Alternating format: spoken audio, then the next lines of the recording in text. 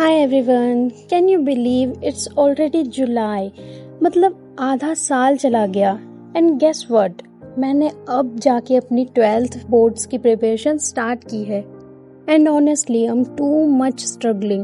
मुझे बिल्कुल समझ नहीं आ रहा है कि मैं अपने दिन को कैसे डिवाइड करूं। एक तरफ क्लैट है जिसमें सिर्फ 5 मंथ्स बचे हैं और दूसरी तरफ 12th का A to Z सिलेबस पड़ा हुआ है। It's literally so overwhelming right now. जब मैंने 12th की बुक्स खोलकर देखी तो सही में मेरा दिमाग घूम गया। हिस्ट्री तो पहले से बेकार लगती है, इकोनॉमिक्स तो पता ही नहीं कि क्या होता है, कैसे पढ़ना है, और पॉलिटिकल साइंस तो मैं क्या ही बोलूँ इसमें। मुझे अभी स्टार्टिंग में बहुत ज़्यादा प्रॉब्लम्स आ रही है बिकॉज स्कूल तो है नहीं कि आधा बर्डन कम हो जाए। ऊपर से इतने बड़े पैसेजेस के क्वेश्चन हैं और सबसे बड़ी बात इतना ज़्यादा बड़ा चैप्टर। तो मुझे ये 3 सब्जेक्ट्स के बारे में सोच कर ही बहुत ज़्यादा डर लग रहा है कि मैं कैसे करूँगी। एक हफ्ता भी एक के पीछे लगाऊं तो भी नहीं होगा। जब पढ़ने बैठती हूँ तब तो नींद आने लग जाती है और फिर सोचती हूँ कि कल कर लूँगी।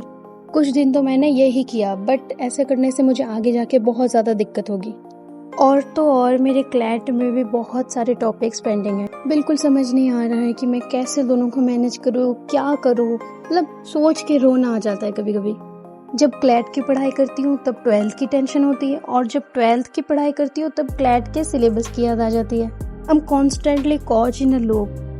बट देन आई रियलाइज कि पैनिक करने से और टेंशन लेने से ना तो बोर्ड्स क्लियर होगा ना CLAT. So I am trying to build a system, but you know system build करना इजंट इनफ, उस पर कंसिस्टेंसी भी बनाए रखनी पड़ेगी। इसलिए मैं पूरा ट्राई करूँगी कि मैं दोनों को टाइम दे सकूँ।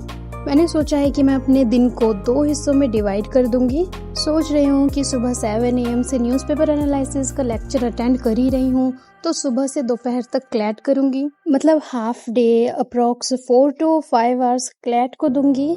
जो पेंडिंग टॉपिक्स हैं उन्हें धीरे धीरे कवर करूँगी, जो हो चुका है उन्हें रिवाइज करूँगी, सेक्शनल टेस्ट दूंगी या वीक के एंड में एक फुल लेंथ मॉक टेस्ट दे दूंगी। एंड दोपहर के बाद 12th के सब्जेक्ट्स के लिए हिस्ट्री और इको को थोड़ा स्ट्रक्चर्ड तरीके से चैप्टर बाय चैप्टर स्टार्ट करूँगी। और हिंदी इंग्लिश तो बहुत स्मूथली कर रही हूँ तो इसमें कोई दिक्कत नहीं है। अब पता है मैंने इतना कुछ तो सोच लिया कि कौन सा कब कैसे करना है, बट बहुत मेहनत लगेगी। सो होप सब कुछ अच्छे से मैनेज कर लूँ। और अगर आप भी मेरी तरह 12th और क्लैट के बीच स्टक हो गए हो ना तो प्लीज़ मुझे बताना कि आप लोग कैसे मैनेज कर रहे हो, बिकॉज मैं तो बहुत ज़्यादा परेशान हूँ। एटलीस्ट मुझे पता तो चलेगा that I am not alone in this.